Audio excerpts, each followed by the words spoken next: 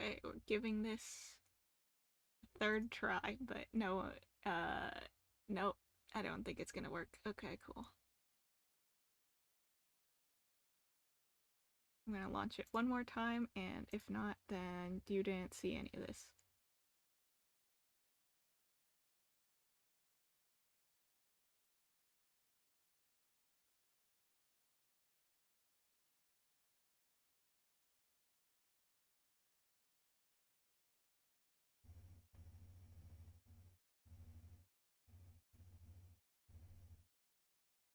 Okay.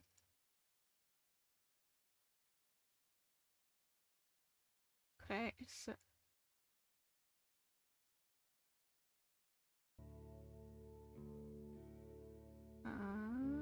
looks like it's working now. God damn it.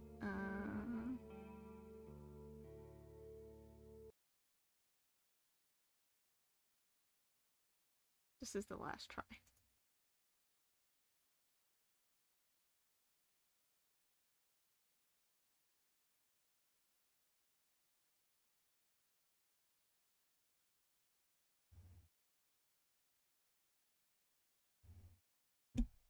Don't hear my microphone or my fan. No, now the capture's not working. Cool. Okay.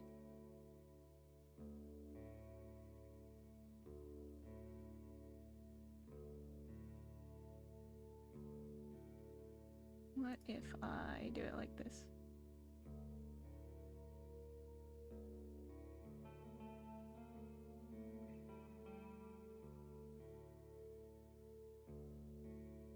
Is there settings? Where's the settings?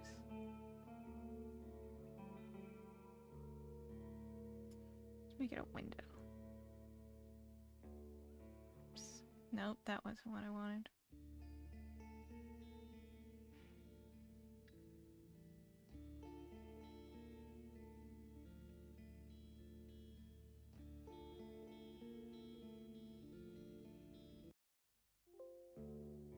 Yes.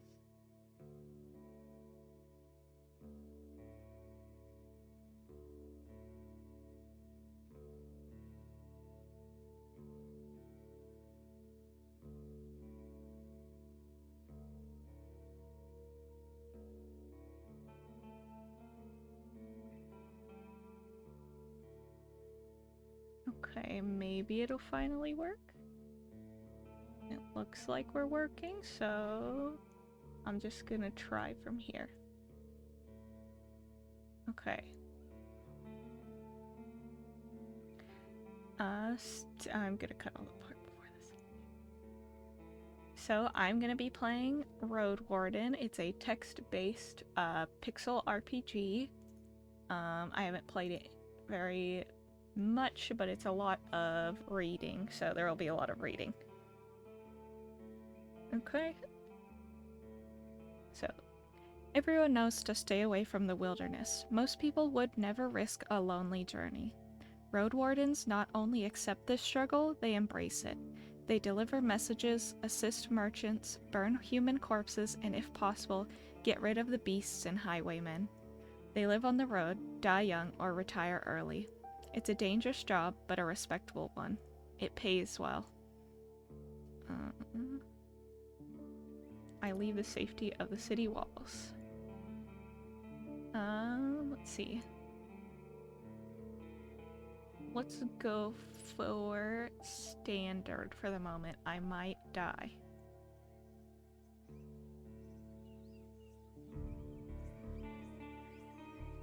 The wall is still standing. There are no wolves around, no stench of blood.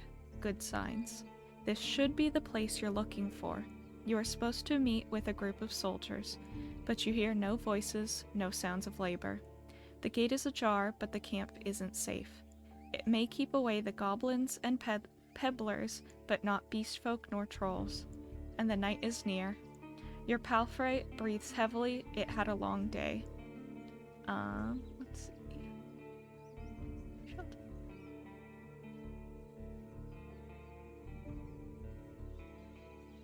I need to look around cautiously. Considering the noise, you doubt that anyone noticed the clatter of hooves.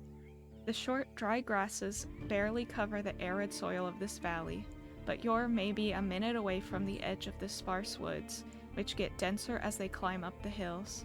At best, this trail has a few more years before getting overgrown for good. Hard to believe it's the only route north.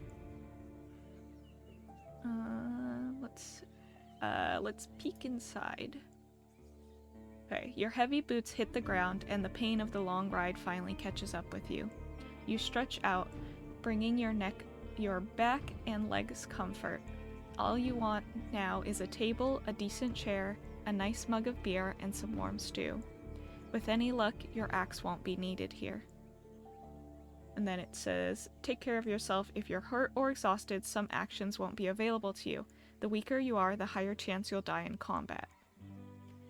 I approach the gate slowly. If it's a military camp, it doesn't look the part. Plenty of wasted space, the fire pit is cold. 2 people are sitting at the table, tired and disheartened. They're looking in different directions, paying no attention to one another. One of them is holding a cup. After a moment, you notice the quiet humming. You recognize the melody of a light-hearted drinking song from the city harbor. They don't look like much of a threat. I can enter. It takes them a few breaths to glance in your direction. The first person greets you with a wave of his hand. There are bags under his eyes. His beard is messy too. Despite his simple shirt, he's wearing durable, decent boots. A mace with a head covered in iron hangs at his side, but he doesn't reach for it. I take a look at the second soul. Just like you, she's wearing a gambeson, but hers is a bit loose, as if she took it off a corpse. Her head is shaven, as if she's protecting herself from flesh-eating bugs. Her eyes are weary, yet kind. She smiles. Considering the squad was sent here half a year ago, these 2 surely look the part, though there should be more of them. 8, you believe. I will ask them about their lieutenant. You wonder how to phrase your question. You influence them by selecting one of the attitudes: friendly, playful, distanced, intimidating, or vulnerable. Let's start with distanced. I'm looking for your lieutenant. The woman stands up, dusts off her gambeson, adjusts the sword at her side, and rests her hand on the hilt. Her shoulders are straight, her eyes attentive. It'd be me, traveler. Are you in trouble? I'm fine. I'm your new Roadwarden. I took you for a wayfarer, to be honest. When you mentioned that your mount is waiting outside, she raises an eyebrow. Shouldn't you unsaddle it? I bet it's tired. She glances at the gate, then at her companion. Her voice drops the slightest sign of weariness. I expect you're looking for directions. I'll help you as much as I can. She reaches out to you. Lieutenant Tulia. I shake her hand. We'll go with the default name. Leto. Her grasp is confident, the shake is slight. Just keep your horse away from the tents. She steps away. We don't need to smell its dung. There's this one issue. The soldier in the shirt also rises to his feet. We've no tent to spare. You'll have to use a blanket or something. I should get used to sleeping on the ground anyway. You walk through the gates, your mount looks around, and snorts anxiously. Not many humans could ride a horse. It's not only taller than you, but also bulky. As heavy as it is, strong. You can get in the saddle within a single breath, but most people wouldn't know where to even begin. From every side, it's a wall of flesh. Horses were brought to the Dragon Woods from the conquest in the south. They can trot for a long time, but won't outrun some of the local monsters. Your palfrey needs you to survive, but without it, you too would be lost. So one thing I noticed about this game is it kind of has like it's like a alternate human history type thing. So like, not a lot of people in the game like know what horses are or trust monsters. I think we'll get more into that as we get deeper into the game. Obviously, there's not going to be like a ton of commentary yet on my part. There's a lot of exposition here. I want to be nice to my horse. It's my only companion here. I want it to feel at ease. It takes a few steps toward you, scolding you with another snort. You scratch the bottom of its neck with strength and confidence, just the way it likes it. Humans see useful animals and even pets as monsters in disguise. Getting emotionally attached to them is believed to lead humans to their doom, but you know that horses need companionship. Okay, so they were going to talk about it in like 2 seconds. I speak to it gently and lead it to the camp. You end up next to the fire pit. Removing the saddle makes the horse nicker with relief. You take a couple of minutes to examine its back just in case. While the riding equipment is not that heavy for such a strong animal, with enough time it starts to chafe. You wish it had something better to eat than this shabby grass. You should look for an inn. I need to unpack. Okay, now it looks like we're choosing class. You haven't brought that many things, and you lost one of the sacks while fleeing the Crimson Corpse Eaters. Worst of all, you have no rope left, but maybe the soldiers could share one. Shouldn't cost more than a dragon bone. Aside from the travel set, you own a few valuable possessions essential for your trade. Let's see. Got Fighter, Mage, and Scholar. Let's learn more about the 3 classes. This is a lot of reading. I'm not going to read it all out loud, so if you just pause if you'd like to read it.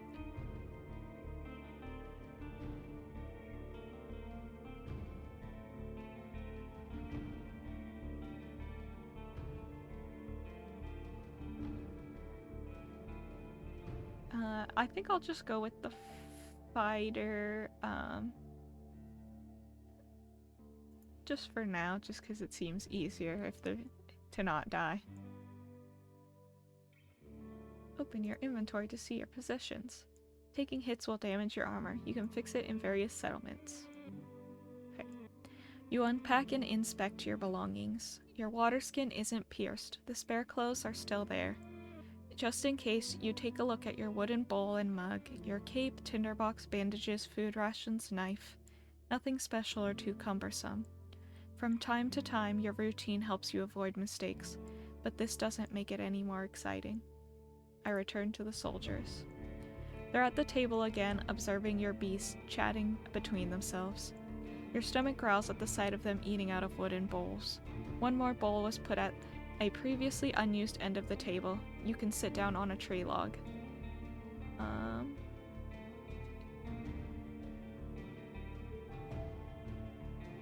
I will have my character eat. I join them and take a look at the meal. Okay. Keeping your stomach full will make you stronger. This starvation won't allow you to restore vitality while resting. You can find your supplies in inventory. Okay. It's cold gruel, the meal eaten in times of hardship.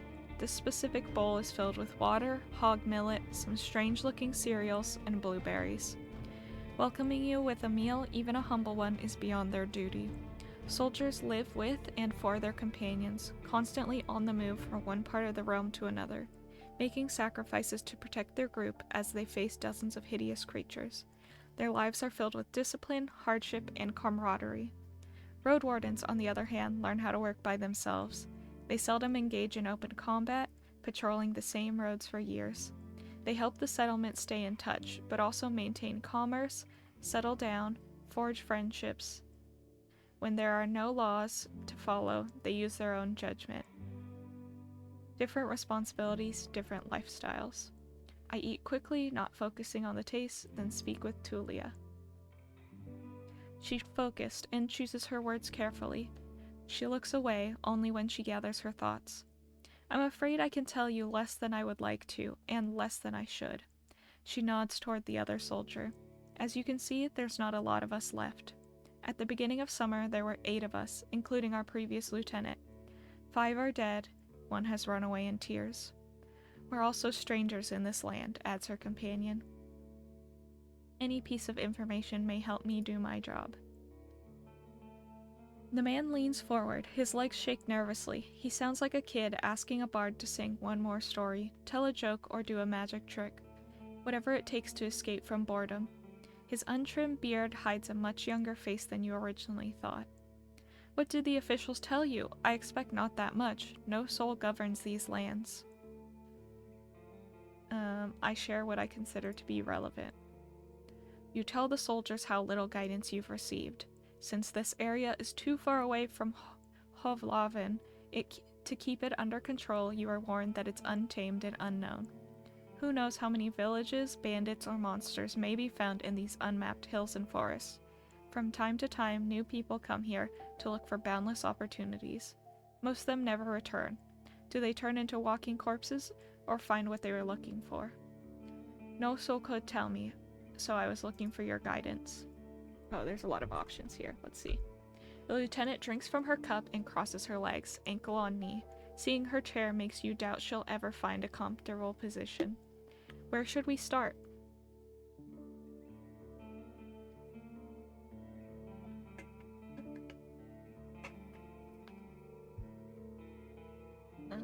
Let's see. Let's start by being nice to them and I'll just start at the top. What should I know about the peninsula? I'll tell you what I know. You'll be the judge, says the lieutenant. How long did it take you to get here from the city? On a decent palfrey, I'd guess it would be 3-4 days. When you confirm, she continues. From here, you can reach the coast in about a day, as long as you don't make any stops. Do you know the situation? Why no ships can get here? You nod. The sea route allows Hovlaven officials to keep in touch with the coastal villages, collect taxes, move the soldiers, collect lumber, deliver tools. But maintaining order on a wild coast such as this one is like filling the ocean's depth with coins. Because of the rocks, you can hardly stop a ship 5 miles from the shore, and boats can't get much closer. She nods. I don't know much about fishing, but there's not that many people living by the shore, and they don't crave to stay in touch with the city folk. As she pauses, her companion carries on. No soul from the north ever came to the camp, but when we travel to the roadside inn, Pelt of the North, they're happy to trade, and to play dice. Why not just stay at one of their settlements? Oh, there's so much reading here. The man clears his throat. I mean, you know, we're to guard this road. This camp is our post, and well, he turns toward Tulia. She lowers her voice. Don't take it the wrong way, but are you a devout soul?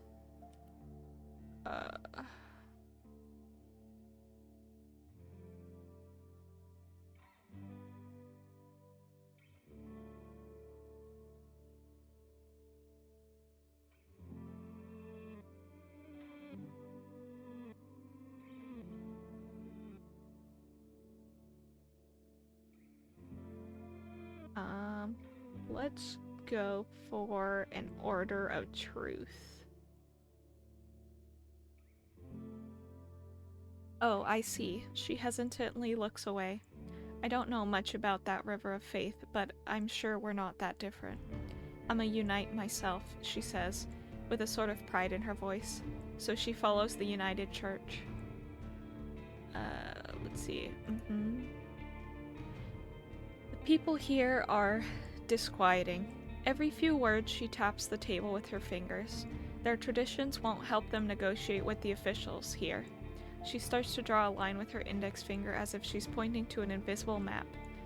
The peninsula is connected with roads, like a big circle. In the northwest, you'll find a weird village at a bog. It's not exactly pagan, I don't think.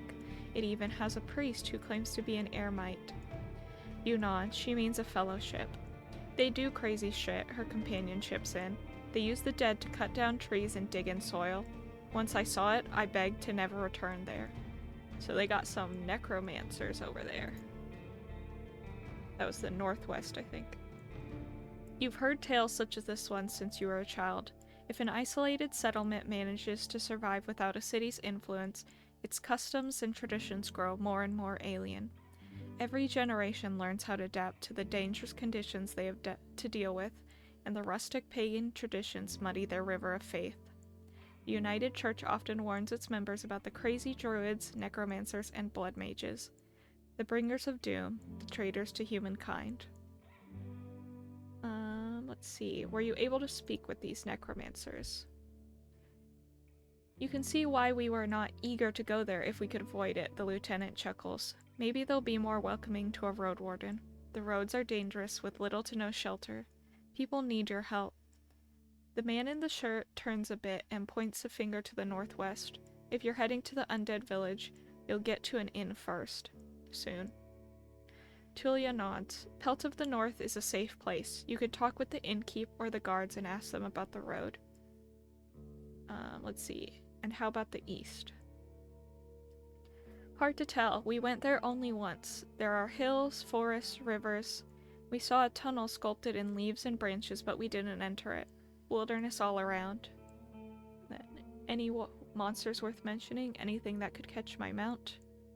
We saw all sorts of beasts. The man starts to count on his fingers.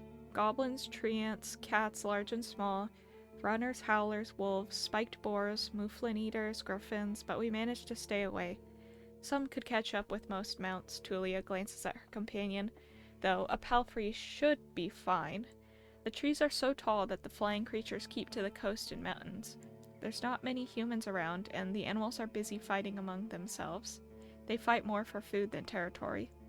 The soldier cracks his knuckles. Don't provoke them and ride fast. Just count on luck. That's all I need to know. Any idea what happened to the previous Roadwarden? Tulia takes a deep breath. Aren't you a bit late for a rescue mission? We haven't heard from him for almost half a year. The soldier speaks for a bit between themselves, trying to get their story straight. They confirm that he had stopped by their camp a few times, but stopped showing up at all in early summer. The bearded soldier starts to scratch the table with the tip of his knife without looking at you. I don't remember his voice. Always busy, drowning in things to take care of. He would sit somewhere, sharpen his sword, fix his loud mail, clean clothes, write notes on that wax tablet of his. Yep, and leave at dawn. Unlike us, Asterion never gets bored. Tulia let out a joyless chuckle. He's secretive, but some of the locals speak about him warmly. Maybe he just doesn't like us. Unfortunate to have the same name as Baldur's Gate 3, man. But one letter different. Sounds like you're not sure if he's dead or not.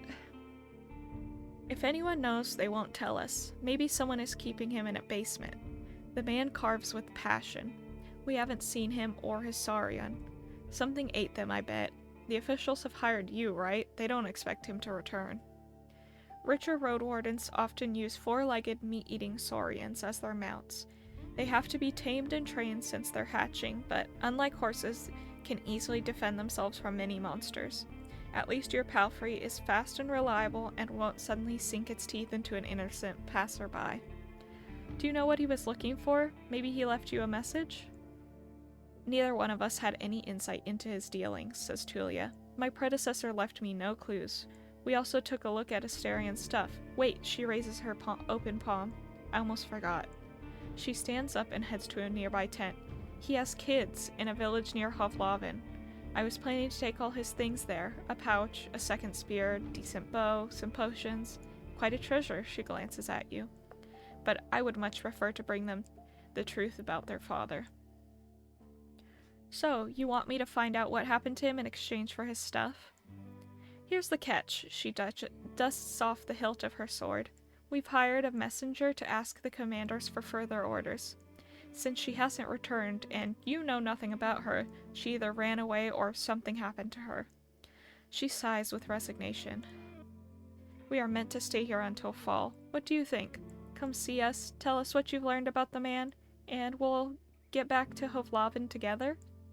You think about your real mission. You're planning to return to Hovlavin in the early fall anyway. If he's alive, I don't think he's going to be happy about me taking away all his possessions. True, but he's considered dead. I doubt he'd begrudge you anything. Who knows? You may just find his shell lying on the roadside tomorrow. He wears mail, uses a spear mostly, maybe 5 feet tall but stout, long red beard, short hair, pale face, rarely smiles. She glances at her companion, but after he adds nothing, she sits down and stretches out her legs. So, find out what happened to him. Dead, alive, left, just let me know. Let's see, rope. You're in luck, she adds towards one of the crates, moving aside a large linen sack revealing a rope. She brings it back and nonchalantly sits down on her chair. Take it, I was planning to leave it behind. I got a rope. I am not giving them any of my things. I am greedy and I want my stuff. Let's see, what was your squad's mission? The lieutenant looks into your eyes. You know, the usual. Making the roads safe, keeping people alive. I explained that it may be important for me to know what they have tried to accomplish. I can't really tell you. You sense no hesitation. Do you have any other questions? Okay, so I can't know about that. Let's see, let's ask her about her friends who are dead. The man shrugs. Bandits happened, and monsters. A strong band, though. His companion chips in. When we got to the peninsula in spring, we saw some people living in this camp. The lieutenant decided to avoid it and look for an inn. We headed to travel through the night for a bit. The bearded soldier scoffs and crosses his arms, but she carries on. If he had decided otherwise, we would have all died that day. The innkeeper explained that the camp is a trap, that the armed ones pretend to be soldiers, stay there at night, and loses everything you have. Likely slave traders. I think that's what it said. Julia sighs. Very much so. They killed some and took others away. Who knows where? They were letting the northerners go, hoping to avoid their wrath. It kind of worked, adds the soldier. We asked them for help, but they refused. We had to clear the entire camp on our own, and that's why 3 of our people died. Don't exaggerate. It's not like the lieutenant didn't make a mistake. He wanted to get rid of them and take over their camp, but we didn't know our enemy well enough. We were outnumbered, and they had an ice mage among them. She looks at you. At least we cleared the road. Saved lives. You mentioned monsters as well? I'm gonna have to take a lot of drinks of water.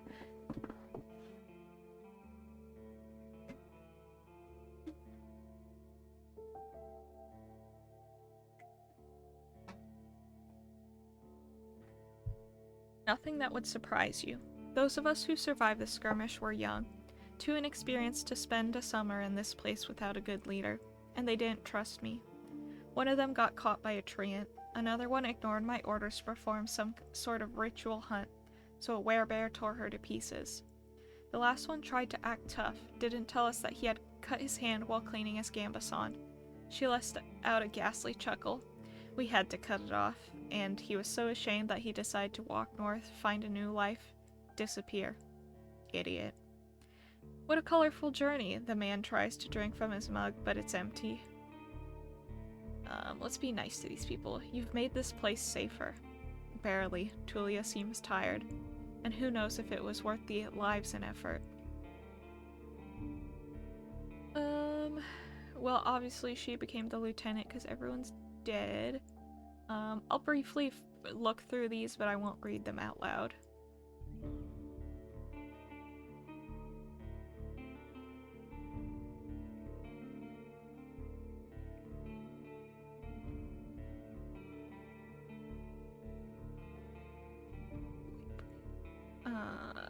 Let's see.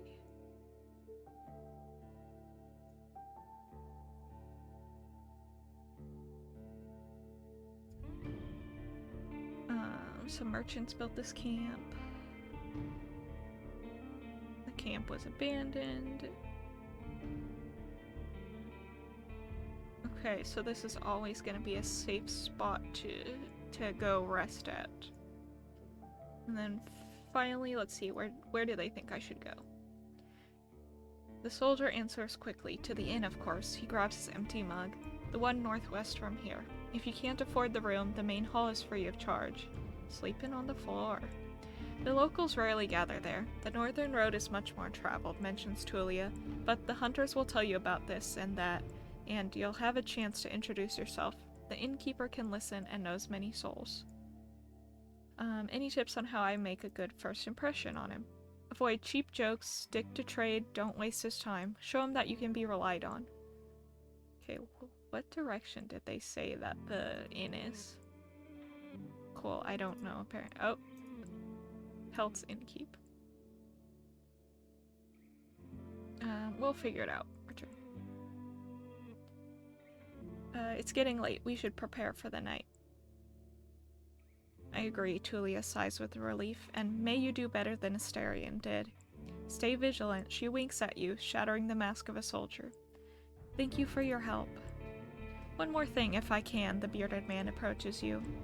Can you take the first watch? Splitting time between 3 people makes a great difference. You think for a moment. To fully rest, you need a good sleep. Let's be nice to these people. Fabulous. He pats your shoulder. It should be calm, at least before midnight. Wake me up in a few hours, or even earlier if anything happens. I nod.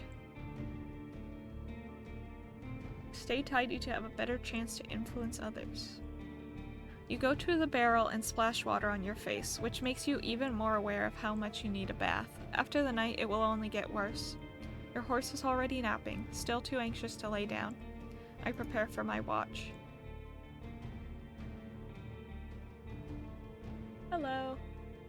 It's going well. The soldier in the shirt is eager to guide you. Just observe the area. There's plenty of griffins around, though they won't try to jump over the palisade. Probably. Better watch out for the apes. They climb up and carry out any food they can find. There's this one really loud were-elk that keeps smelling the wall, though it has never tried to get in. He points at a gate. The lieutenant and I will block the entrances.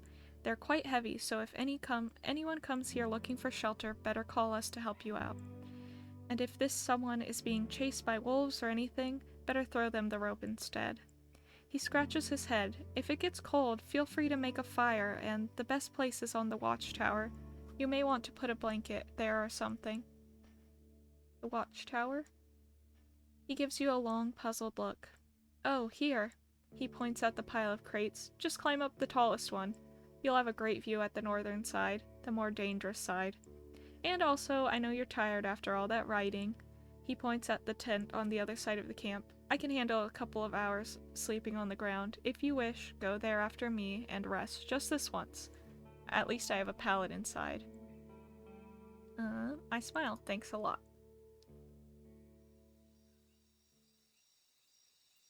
You put your blanket on the tallest crate and sit down. The night is warm, but the sporadic summer breeze brings gentle refreshment. From time to time, your back aches, and you have to force yourself to keep your eyes open. The light of the moon helps you focus on the tall grass. For most of the time, you spot smaller critters and birds, but there are exceptions. At one point, you see 3 horned deer, trying to challenge one another. Before they clash their antlers, a 2-legged dragonling appears, leading its much smaller offspring. The furry beasts try to intimidate the predators with roars and aggressive head movements. After a few moments, both sides walk away slowly, not willing to risk the fight, nor to admit their defeat. I don't let it distract me. I keep looking around. You hear the death screams of distant prey and the mating calls of monkeys. Runners are chasing a gray hare. A group of musk oxen lazily chew the grass, preparing themselves to sleep. A dust fox is running together with a lynx, making playful screeches. Thankfully, you never have to intervene. You just sit there watching the not-so-distant forest, trying to outlast your sleepiness. You can only guess how much time has passed. Once you feel you've had enough, you climb down and go to a tent, waking the bearded man with just a couple words. You confirm that nothing important has happened. I gather my things and squeeze into the tent. I use my bag as a pillow, put my blanket on the pallet, and cover myself with my cloak. Sleeping in a tent is not the stuff of dreams, but it's a much welcomed rest. The pallet keeps the cold soil away. The moonlight saves the outside world from the eerie gloom. You listen to your own breath and find a comfortable position. Your job starts tomorrow. I focus on the real goal of my journey. The Merchant Guild wants to take control of this realm. Your wardening duties are secondary. First and foremost, you need to explore the peninsula. Learn about the territory, resources, and threats. Get to know the locals, and if you can, convince them to consider negotiating with Hovlavin officials and traders. Could the tribes resist the soldiers, or be a threat to the priests of the United Church? Are there any forbidden practices that need to be eradicated, such as blood magic, necromancy, robbery, or slavery? At least I have time. 40 days to be exact. I need to be as thorough as I can. Once you finish your reconnaissance, you should speak with Tulia and return to Hovlavin. There, you'll report back to your employer and get your reward. In the meantime, you have your own goal to pursue. I need to gather some extra coins. No, these are the options. What is my goal?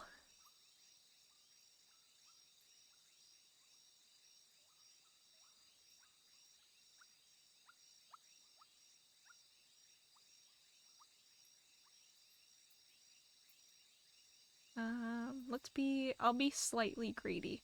I need to gather some extra coins so I can retire early and live in prosperity and safety. Your half-asleep senses are catching the sounds of the wild forest. Your instincts keep you alert and anxious, though the pleasant, humid late summer air evens it out slowly. You're thinking about your goal, but you need to gather your strength. All I can do now is rest. Okay.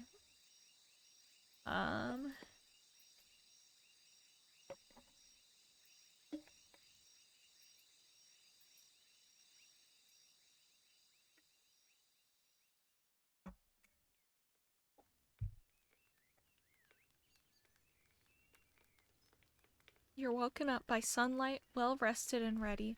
Without haste, you gather your things. After only a couple of breaths, you notice a weird smell, like a roast. No, burning meat. Burning, rotten meat. Disgust crawls into your consciousness. You exit the tent.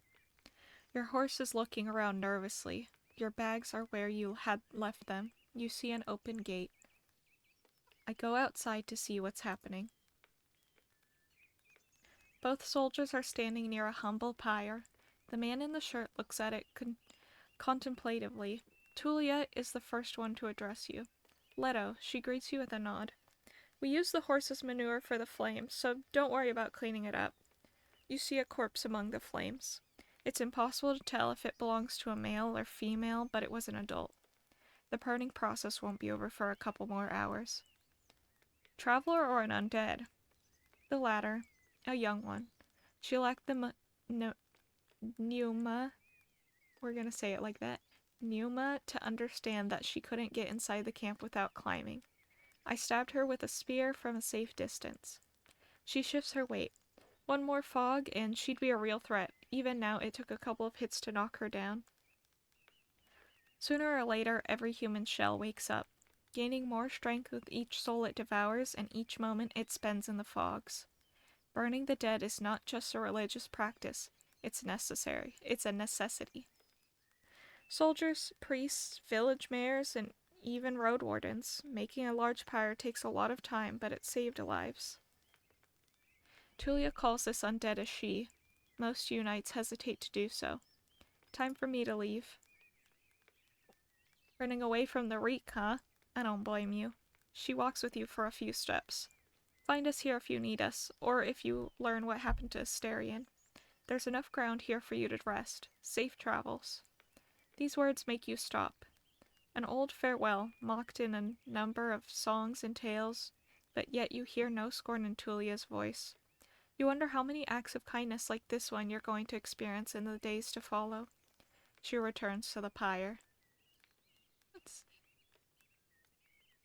You somehow miss the fact that your mount is already saddled and warmed up. You double-check the equipment, but you don't need it to fix anything. The soldiers were diligent. Normally, preparing any palfrey for a long journey takes a lot of time. You put on your gambeson and make sure that your axe is tightly attached to your belt, then get in the saddle. The palfrey nickers, ready to leave. It's time for you to get to the crossroads north from here. Yeah, it's a cool game so far. I didn't get super far when I played it by myself, but there's just a lot of reading. Travel forward. There's only one option. I think I might only do like an hour or an hour and a half, or else I will die from reading. Even at a later hour, you wouldn't expect to meet any travelers in the valley. The warm summer breeze lures your mount forward, but the serene chirping of birds is quickly replaced by the distracting screeches and gurgles coming from further down the path. You soon find the pack of four-legged griffins off. Yeah, I have a cup of water nearby. They're larger than foxes and merge the features of birds and furred beasts. Each one is of a different size, coat, and colors, and their temperaments are just as varied. Their fronts are covered with vivid feathers, while their rears have darker fur. Their wings are massive, making them impressive jumpers, but they're too heavy to fly. About 24 beasts are yelling, brawling, and chasing each other around, blocking your path. 24, that's a lot. Let's see.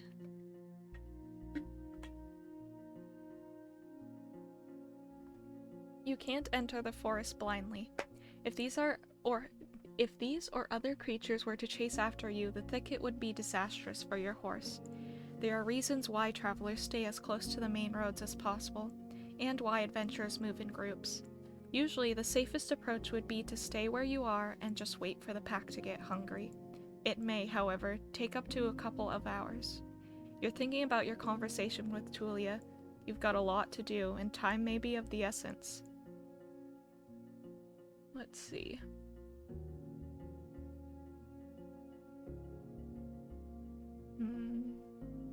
How many bolts do I have? 3. That's not a lot.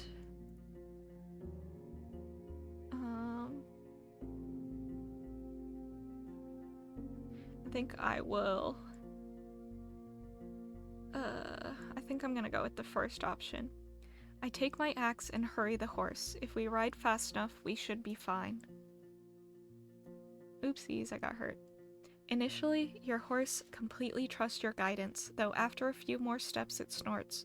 You prepare your axe and get ready to push away any griffin willing to jump on you. Once you get in the middle of the surprised herd, your mount squeals and gallops forward. The creatures in front of you flee, but others try to jump at you from both sides. You kick 2 of them away, but the third one scratches your leg. It hurts, though, only a bit. You ride away and the griffins can't keep up. You still hear their screeches when your mount slows down. Okay, I mean, that didn't go the worst. Once I get to a safer spot, I stop to clean and bandage my wound.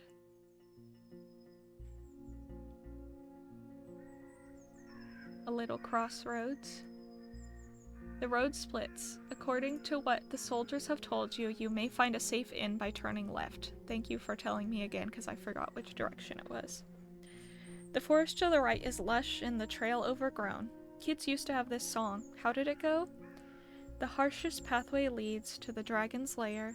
Those who search for treasure, do you truly dare? I guess it's meant to be lair, to rhyme with dare. Yeah. The signpost in front of you doesn't make your situation much clearer. It was put here by someone who can't write for folks who can't read. Covered in old red paint, it points east. Blood there, as people say, danger to be found. There's not a soul to ask for guidance.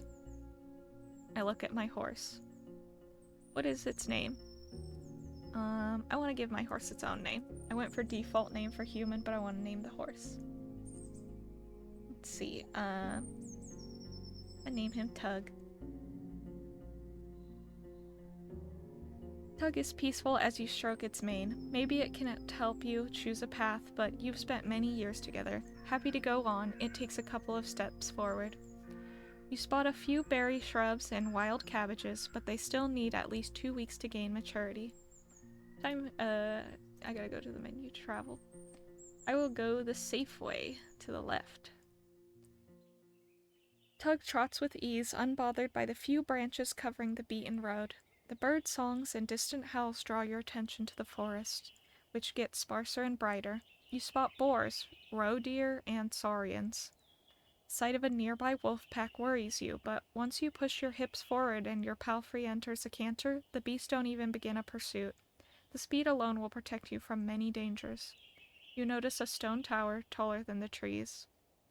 It must be the inn I've heard about.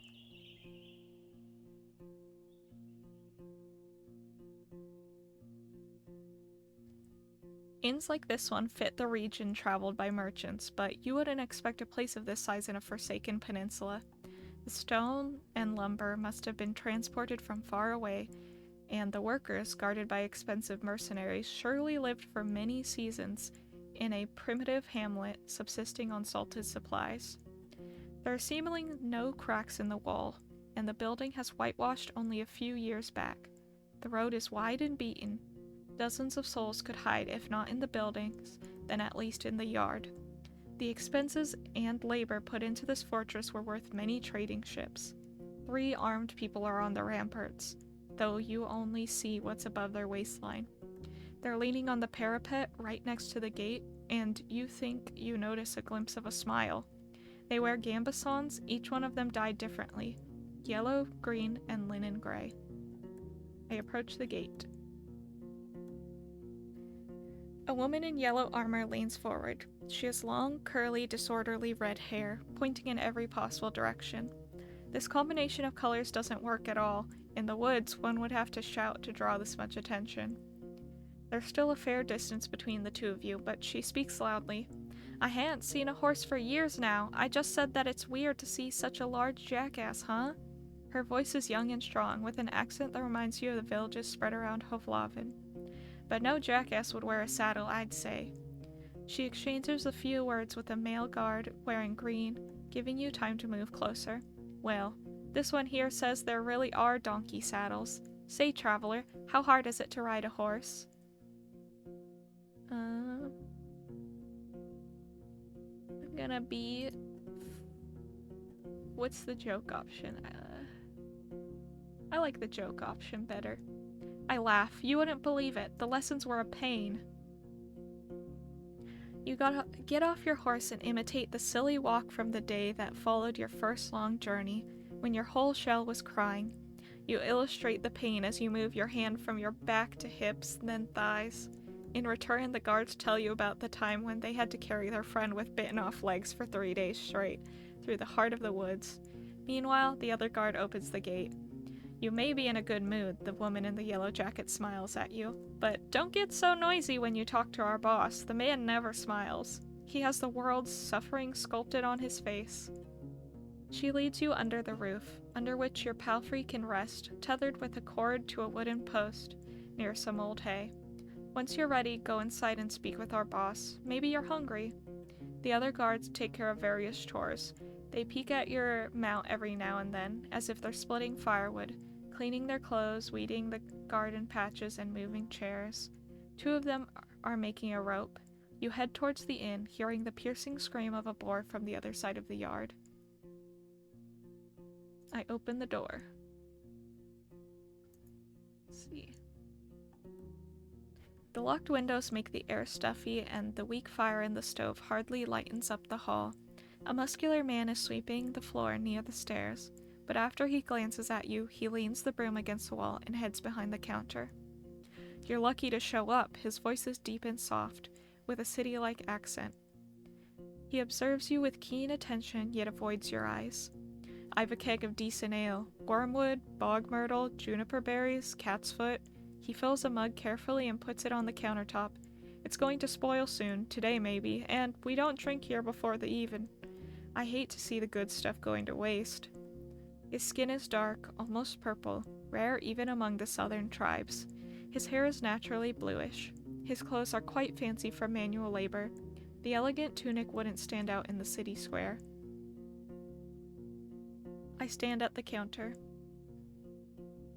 The planks let out a creak after every step you make, so you slow down a bit. You could swear that the innkeeper made little to no noise. Here you go, he pushes the mug forward. But just so you know, my pelt of the north doesn't belong to Hovlavin. You can sleep on the floor if you wish so, but if you want a bed or a meal, you have to pay. We may have some leftovers from dinner, but I'd need to check. So this guy, they said, isn't super into the friendly song and dance, so let's see what our options are.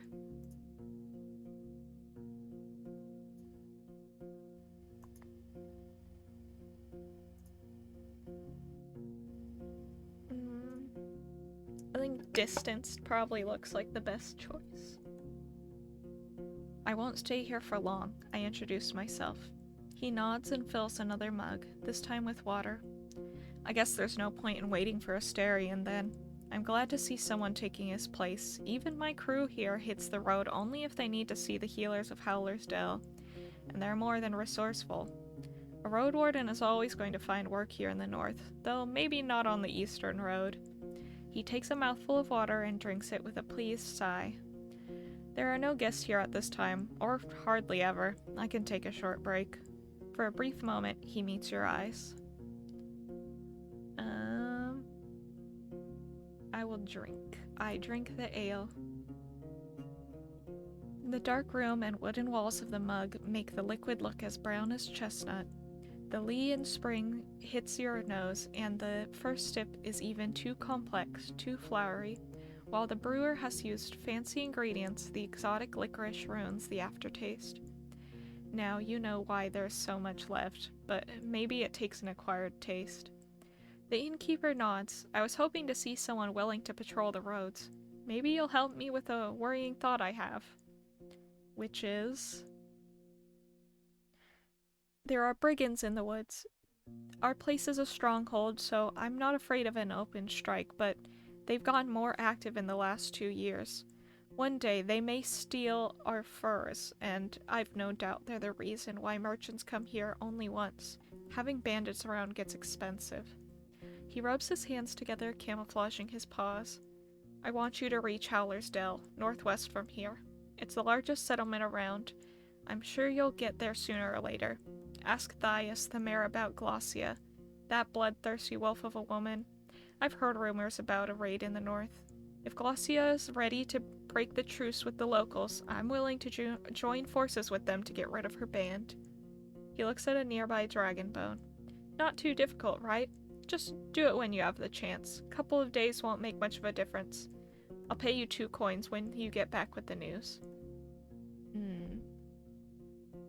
I made my character greedy, so I should be mean and ask for 3. He nods with a smile. Cool, did it. 3 coins. What else do you need?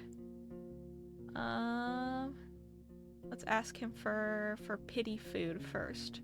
I could eat something. Do you have any leftovers? Yeah, I feed them to our boar. I won't give them away for nothing. He tells you to wait and then leaves the building for a few minutes and returns with a wooden bucket and a long stick ending with a hook. Go through the gate and turn left. You'll see a bunch of bushes. We need some berries. Bring me a bucket full. You'll be done in half an hour or so. Your horse could use a nap anyway. And I'll prepare something to fill you. The hook is not made of metal or wood. It's a long, curved claw, almost black.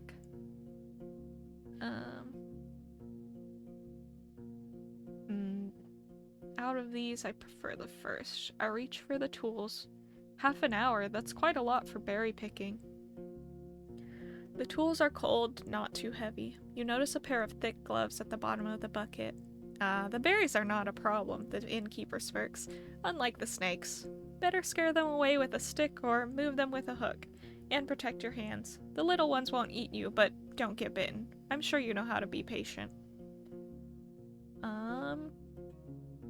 What time is it? We've got a lot of time before dusk, so I'll come back and ask him more questions. Let's go forage for berries first. The innkeeper knew what he was talking about. You put on the gloves and look through the bushes from a safe distance. It doesn't take long before you notice the first serpent lying on a rock, somewhere in the thicket. And the creatures are not that large, and even if some of them hiss at you or slither closer, the jabs of the hook keep them at a distance. You don't know much about these berries. They are round and reddish. You wouldn't trust such a color even if you were looking for food in the wilderness. The plants don't have thorns, but the leaves are harsh, so you make sure to thoroughly cover your skin with your clothes. You have to look through many bushes to fill the bucket, but the presence of insects and snakes doesn't allow you to relax. I gather the berries and go back to the inn. I wonder what specific berries they're picking. Round and red is very general. Cranberries, though they don't grow on like that. You've returned to the courtyard. 2 of the guards are participating in a friendly skirmish. Their wrestling is accompanied by a crowd. Go back in the inn.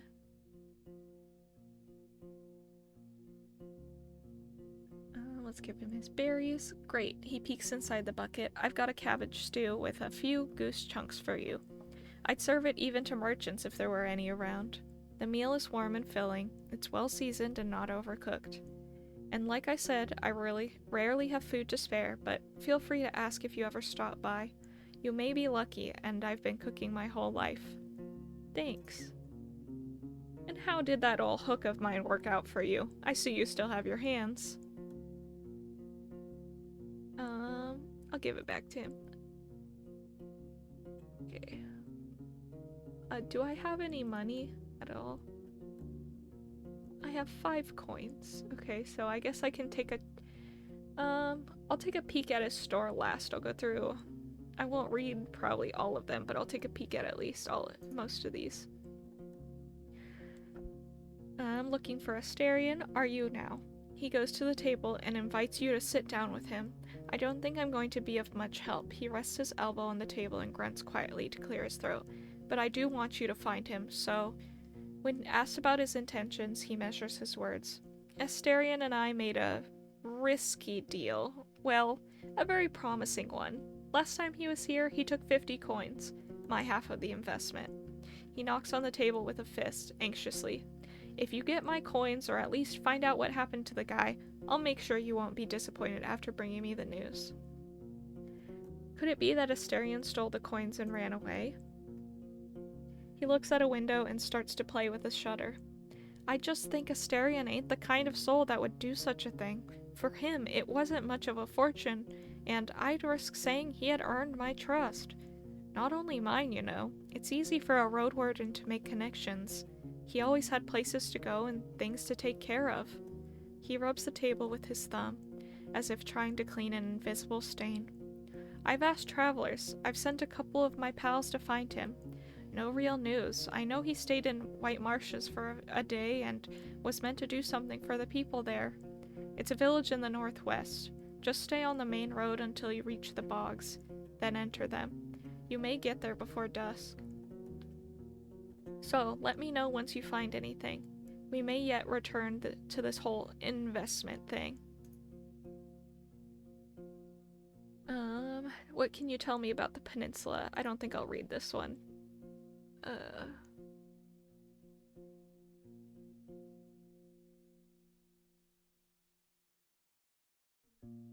Let's, real fast ask him about all the locations, so that's in our journal, hopefully. Okay, so to the north is Howler's Dell, which is where he already wanted me to go. And there's an inn there. Okay. Old Pagos. The third village, White Marshes. So there's 3 major villages.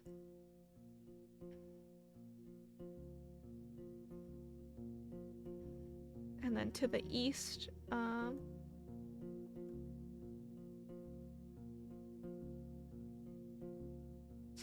there's the home of the Enchantress.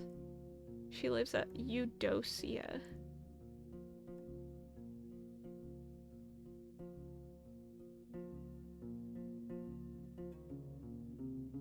Okay, and then finally to the north.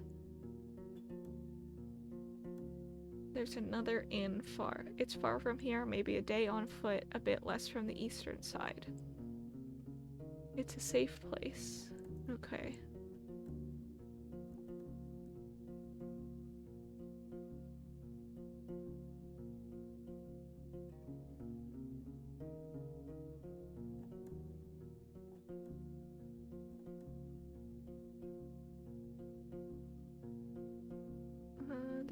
Let's see.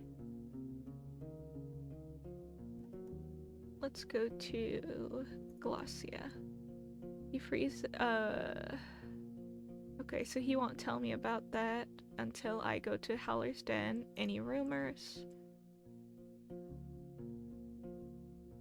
I don't have anyone.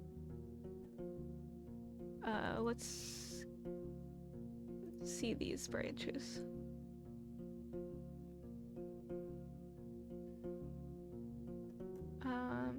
I think that's supposed to be Iason.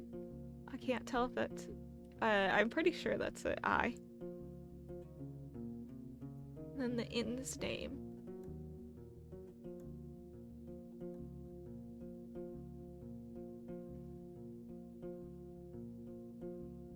Okay. Now, finally, let's see. What do you have for sale? I can go and pick up a few things for you. Some food for your travels to start with. Apples, nuts, sausage. Not too many at once. We need to maintain our supplies. I've got an elk fur I don't need. Its buyer was caught by a pack of red wolves. Nice for a sleeping spot, just as nice for a wall. An almost untouched bowl of soap. Priceless for a traveler. You can't tell if he's being sarcastic. Made of fine oak ash. Strong, though you should have some better supplies before you start your own bathhouse. After you mention you'd like something more useful on these roads, he looks down. I don't have any blades or armor to spare, but if you pay well, you can take one of our crossbows and a bunch of quarrels. A yew bow, wool cords, and the trigger needs just a little bit of oil. It's as good as you can get without soaking it in magic. Takes a bit of muscle to draw, but even a 16-year-old could handle it. I won't sell it cheap, but I'm ready to give you a discount to a helpful ally. How much is soap? Soap, let's see, I said I had 5. Let's buy some soap. And then I want crossbow bolts. How many I have 2 rations. I'm gonna hold on to my 2 rations. That's all I need. Let's talk to the guards. The woman in yellow armor is kneeling next to a brown, hairy boar which is resting on its side. The beast is not as large as the dark ones from the forest. It responds to the touch of a human hand and brush with grateful grunting and rapid twitches of a hind hoof. No matter how friendly it appears, it's still tethered to the well. You have no doubts that its charge would leave Tug dead in a breath. When the woman notices you, she steps forward, to the boar's disappointment. So, the new Roadwarden. She points at a window with her chin, forestalling the question. We don't need anything now, but when we travel with our furs, we can use some assistance. She may be around 30, but her warm voice and bright smile are camouflaging the touch of time on her unpowdered face. Like many red-haired people with freckles, her skin is unhealthily pale. The boar runs up to her, observing your boots and fruitlessly sniffing for food beneath the beaten ground. She pats its back, but maintains her focus. How about a game or two? We'll have a bit of time and can talk a bit about this and that. Maybe you'll get a couple of coins, or lose one. She winks. We could play dice or throw axes at a target. How much money do I have left? I have 2 coins. Dice game, axe throwing. Do I have stats?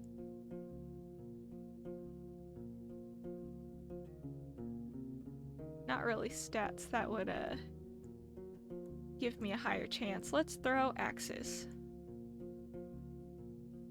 Your arrival, and especially the dragon bone you pull out, are cheerfully welcomed. The guards prepare a couple of wooden planks which are leaned against the wall. There are also spectators, and you're told that the other hunters are either sleeping or have duty on the tower. Remember, no magic, says one of the players. His face is deadly serious. There's going to be 4 participants and 8 rounds. Dang, that's a lot of playing. You aim at the target drawn with charcoal. The person whose axe lands the closest to the center of the circle gets a point. Axes that fail to stay in the plank don't count. The person who has the most points at the end of the last turn becomes the winner. I blend in with the group. You talk a lot, but also don't say much. You share casual jokes, memories, and views on luck and optimal strategies. Tug and Tulia's camp are also brought up, but when you ask about the roads or the locals, their stories are vague. The drinks are here. It's a poor beer made from the leftovers after the regular brewing. It's cold, sweet, and doesn't reach your head, but you try to avoid the smell. Just don't spill anything. The boar may get sick, says the opponent with one arm. As a guest, you start with the first throw. Your axe flies well, hitting the very middle of the painted target and piercing the plank with a pleasant thud, which makes it really difficult for the other players to outperform you. A minute later, you've won the first round, but you can't expect to be that lucky every time. Force. Is that a thing I should do? I don't want to threaten everyone else. All I can do is try my best. Aw, I lost my money. Even though you get 2 points, the guard in yellow gets 1. Yellow armor gets 1 more. Yes, she raises her fists and nods to the spectators, who chuckle at her cheeky pride, After you've given her your coin, she looks you in the eye with a smile.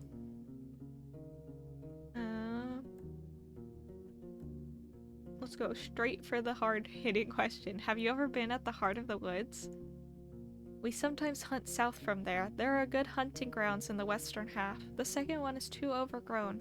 Maybe the soil's different, she shrugs, then moves the hair away from her forehead. But it's a risky spot. There are treants there, and wolves, even the furless ones. And if you have to go through the tall grasses, watch out for what's on the ground. There ain't many archers in the area. She smiles as if it's a joke, but there are all too many worms, even larger than a water leech. I guess let's get to know her a little bit.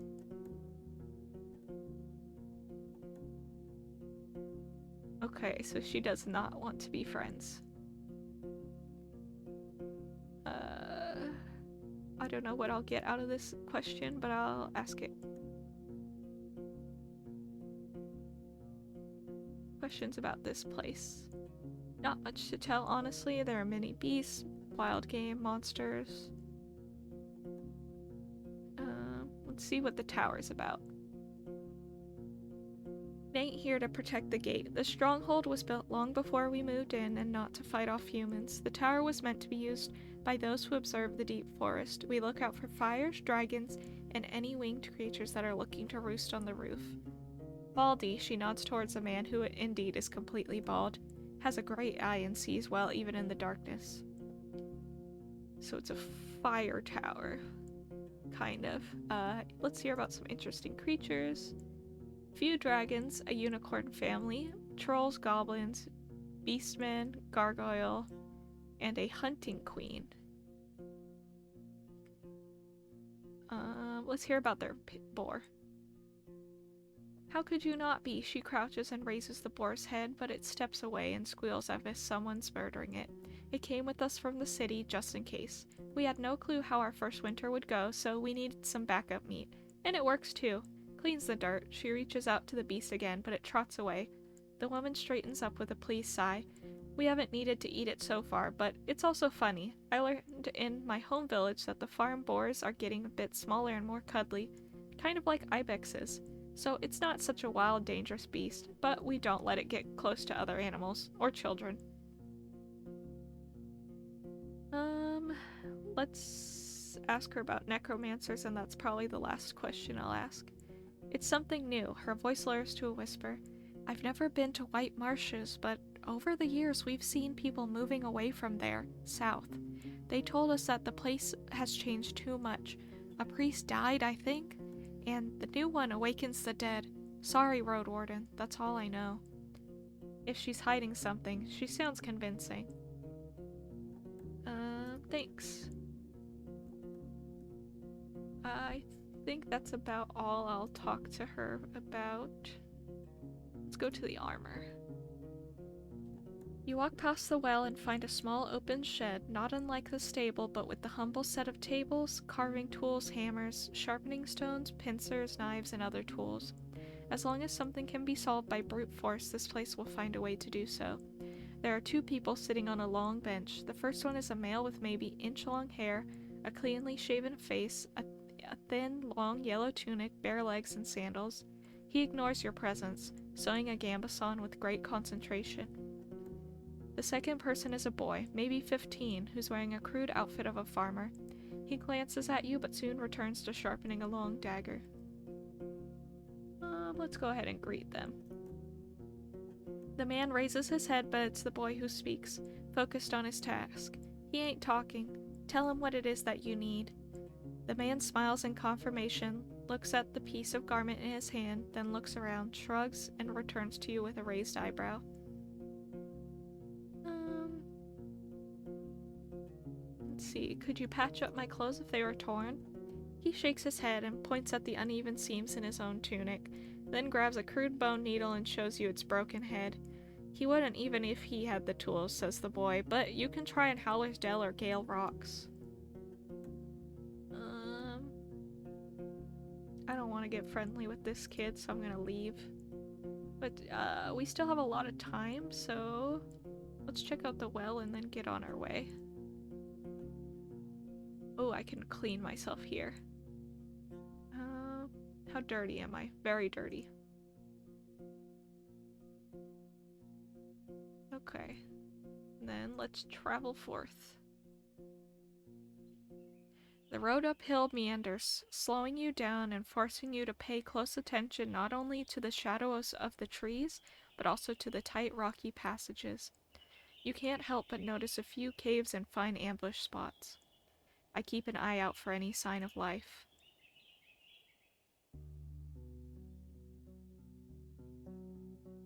The ruined village. Standing in front of the gate, you hear no voices, no tools at work, no steps. Dozens of birds live among the collapsed roofs.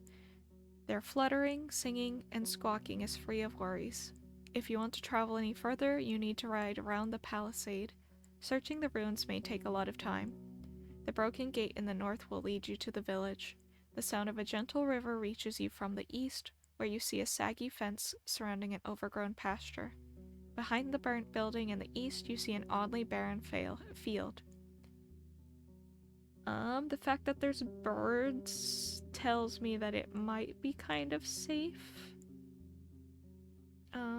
Let's take a closer look at the gate. The palisade is in good shape and the entrance wasn't even touched by the fire. It was torn away, possibly thrown. The amount of used force must have been huge, but you'd expect that it would push the gate into the village, not away from it. You don't see any marks of a dragon bite. A troll could toss such planks, but after so many years you see no paw prints. A mage? You can't really tell. Let's go to the building near the field. The broken logs and planks are charred, while the wooden walls are rotten and covered in moss. You see no ashes or dust, proving that the fire happened long ago.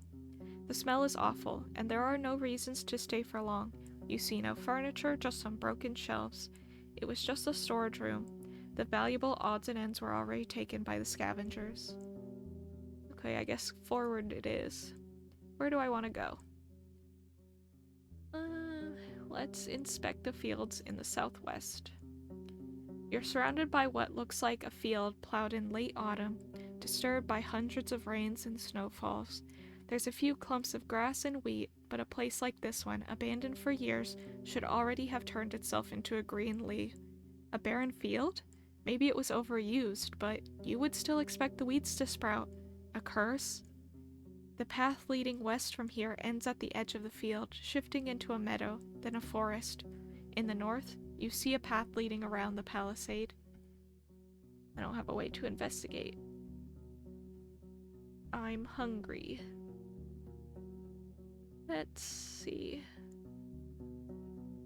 Let's inspect the pasture in the southeast. You won't find a single sign of livestock that lived here in the past. Any bones, horns, antlers, or dung have already been devoured by wilderness. The pasture ends at the river. On the opposite bank, the meadow turns into a thick forest, impenetrable for a rider. What are the chances that a herd of defenseless animals could get there and survive? The breach in the southern fence wasn't made by some brute force. You find axe cuts in the spots that were ultimately broken away. After all these years, there are no tracks that you could follow. I returned to the main road. Let's see. Let's go for the palisade in the west. This looks like a way to get around without going in. The tracks of human footwear and many, many more ape footprints cover the path formed around the palisade's breach. As far as you can tell, the freshest footprints lead to the village. The wooden stakes spread on the ground are rotten, covered in mushrooms, small flowers, insects, and worms. Good source of animal or goblin food, though you'd expect them to also hunt for the birds and eggs. The meadow in the west turns into a forest quickly. The grasses in the north surround dozens of tree stumps, already covered with moss and fungi. Going south, you'll reach a large field, though you don't see any crops.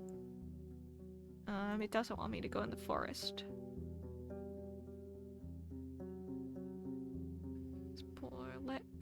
Let's inspect the clearing in the west. The meadow is lush and colorful, and so dense it's unsafe for a rider. For a couple of minutes you lead tug with a rope, avoiding the potential disaster in case of a hoof falling into an animal den. Being forced to travel around the palisade every time you get here is going to be a pain. Most of the tree trunks look similar and have a comparable size. They are most likely planted with the sole purpose of being cut down and used by the locals, though cutting so many trees at once, that alone could provoke the wrath of the herds.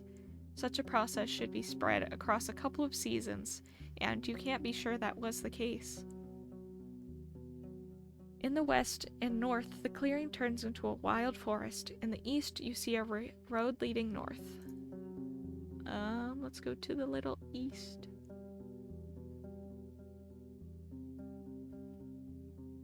Road leading north from the village. You're at the closed northern gate. The neglected road is partially overgrown. You hear a river in the east, separated by the lush meadow filled with crickets and rodents. Let's see. I want to look at the gate. Pushed or pulled, it doesn't move an inch. Someone has spread dirt and rock both underneath it and around it, seemingly keeping the planks stuck in place. Let's not mess with that then. Can I go north now? Yeah, look. Okay, let's go this way. You enter the wetlands with their many streams, ponds, and fish. Large birds run and fly between the gray, sparse trees that are covered with moss, mushrooms, and critters. For a human, it may be an unwelcoming and harsh realm, but the overwhelming swarms of insects prove that it's a realm full of life. The danger, with teeth and claws, is hidden below the water's surface. I stay away from the banks.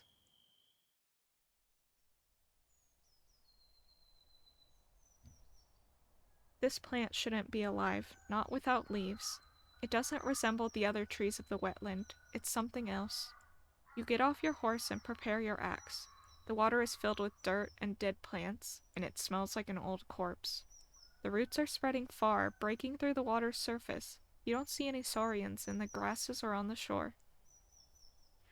You approach the table-like altar made of 3 limestone slabs. Were these rocks originally as formless as they are now, or was there a point in time, centuries ago, when they were precisely shaped and decorated by masters of artistry? There's no way to tell. Tug is peacefully observing the dark grass and slapping flies with its tail. Whatever it is that you feel in the air, it's clear that your companion sees this place through very different eyes.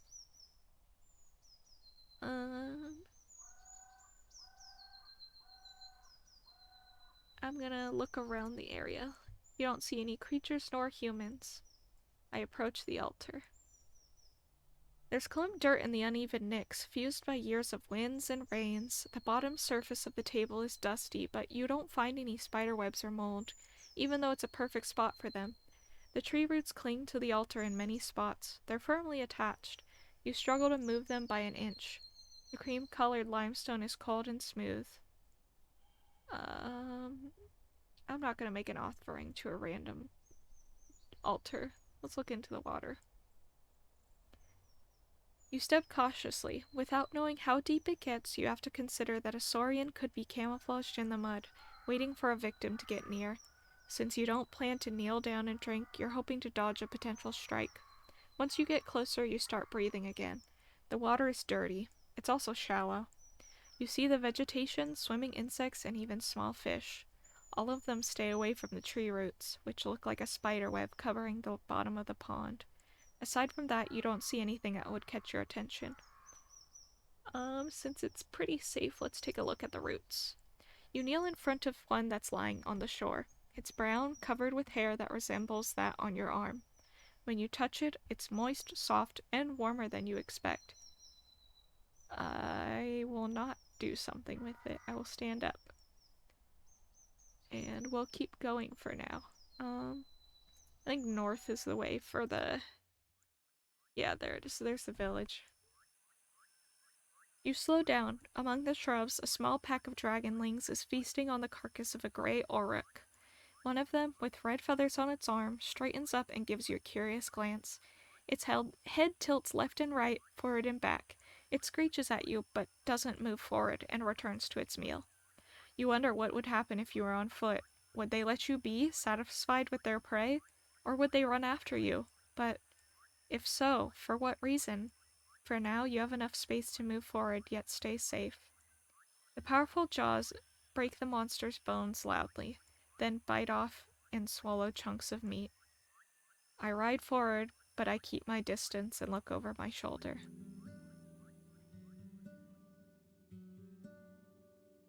The beaten road serves your palfrey well. The forest to your left becomes sparser and brighter, and there are dozens of human-made paths among the fruit-bearing trees. On your right, there's a large pasture with at least a dozen massive mouflons. 2 of them, already sheared, look comically small. Soon after that, you ride alongside vast, flourishing fields filled with rye, still green, preparing itself patiently for the second harvest. The path ends with a massive wooden gate. The stone wall separating you from the glow of lights behind it isn't as tall as the roofs, but you can't imagine climbing to its top. There are pretty much no cracks, no missing bricks, a sign of many hours of labor, especially considering how massive the settlement is, as wide as a city district. The birds and monkeys are now just a distant echo, replaced with the sound of carts, running, hammers, saws, laughter, and shouts. Finally, maybe I can rest here. Probably get into the settlement, get to the inn, and call it a day, because my throat cannot take a reading for 10 hours. A young man is leaning against the closed gate, covered by its shadow. He's young, tanned, and has a short, elegantly trimmed red beard. Beneath the green gambeson, he wears an expensive tunic, decorated with colorful trim. From his arm hangs a steel helmet, though the metal is so thin that it's mostly made of wool and leather. He moves into the light and takes on the posture of a disciplined soldier, not a mercenary. He's standing upright with his chin up. There are 2 weapons on the ground, leaning on the wooden beams of the gate. An axe made of steel and a wooden club. He doesn't reach for either. You dismount smoothly and still having some vigor left. Tug holds its tail high. A narrow path leads north and towards 2 field workers, one with a hoe and one with a pitchfork. They wave at you. You can't see their faces, but their clothes are simple.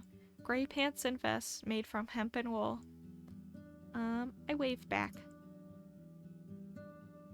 They talk for a bit, looking toward you and pointing at your mount, then walk away, disappearing behind the wall's corner. The guard smiles, yet avoids your eyes, and has to clear his throat before he speaks. Welcome, traveler. If you're here to make trouble, Howlersdale welcomes you. We have the whitest flower there is. When he bows, you realize it's a well-practiced performance. If it's new garments you're looking for, you can order everything you need right here, in all colors, shapes, and sizes.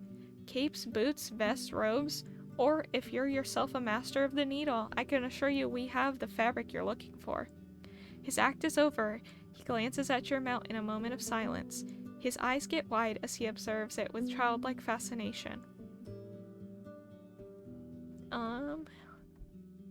Let's be nice to the guard. This is Tug. It helps me patrol the roads. You can pet its side if you want to, but no sudden movements. He follows your instructions. Even though your palfrey pays no attention to the man's careful touch, the guard grins widely. I'm Leto, your new Roadwarden. I want to see your mare. A city folk, aye? The mare is busy, but I'll ask her. Give us a moment to let you in. He knocks at the gate, which is then pulled inward by 2 other guards, a man and a woman wearing their own gambesons, similarly green but tailor-made to match their figures. The nearby buildings are simple houses made of wooden beams and covered with thatch. While the storehouse is even more modest, with a roof made of planks, the watchtower has a ladder made of ropes and sticks, no stairs. Just give me a moment, the guard strides away before he finishes the last word. The others close the gate behind you and observe your mount carefully. Your eyes run east to a humming creek running through the center of the village. I wait for the return of the messenger. Calming sound, eh? That's Howler's Creek. The guard, like most of the locals, is taller than you. Wide but shallow. There's never been a flood in years. Pa told me there used to be 9 bridges. Neighbors crossed it with their boots in their hands, and 'tis clean like a raindrop, but there are not many fishes. We're the cleanest village in the north, her companion chuckles brightly. When the guard returns, he's still alone. She cannot come now. A friend of mine is in labor, aye? The mayor wants to be there when the child arrives, but I was asked to show you the village. I nod. Fine. He approaches the watchtower. Tie your mount here. We'll keep the kids away. Most of the neighbors are getting ready to celebrate. Once you're done, he grabs the rope ladder. The view from up there is gorgeous. I climb after him. I'm not gonna stab this guy. Even though the ladder swings in all directions, the guard gets to the top quickly, like a monkey climbing up creepers. You, on the other hand, need to stop and wait for the ladder to calm itself. When you join the man on the wooden platform, you're a bit dizzy.